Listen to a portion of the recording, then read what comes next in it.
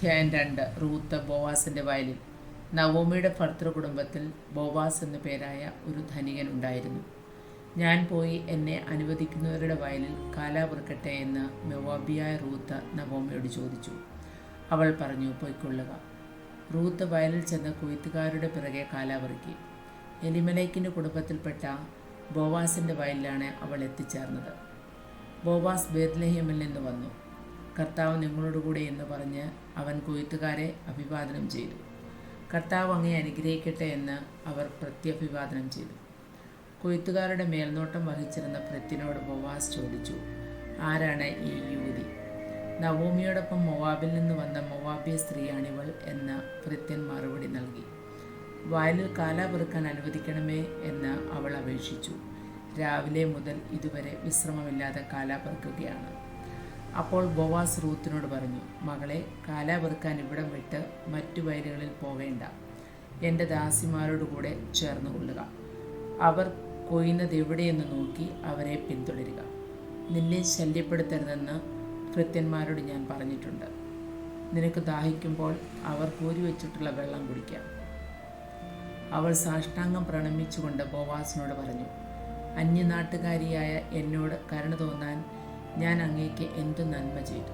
ബോവാസ് പറഞ്ഞു, ഭർത്താവിൻ്റെ മരണത്തിന് ശേഷം നീ അമ്മായിമ്മയ്ക്ക് വേണ്ടി ചെയ്തതും മാതാപിതാക്കളെയും സ്വദേശത്തെയും വിട്ട് അപരിചിതരായ ജനത്തിൻ്റെ ഇടയിൽ വന്നതുമെല്ലാം എനിക്കറിയാം.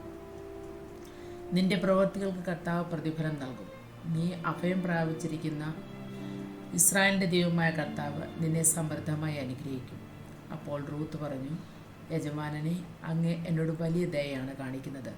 എന്തെന്നാൽ ഞാൻ അങ്ങയുടെ ദാസിമാരിൽ ഒരുവളല്ല. എങ്കിലും ഈ ദാസിയെ ആശ്വസിപ്പിക്കുകയും കരുണയോടെ സംസാരിക്കുകയും ചെയ്തു. ഭക്ഷണ സമയത്ത് ബോവാസ് അവളോട് പറഞ്ഞു, വന്ന് ഭക്ഷണം കഴിക്കൂ. വീഞ്ഞിൽ മുക്കി അപ്പം ഭക്ഷിച്ചുകൊള്ളൂ. അങ്ങനെ അവൾ കൊയ്ത്തുകാരോട് കൂടെ ഇരുന്നു.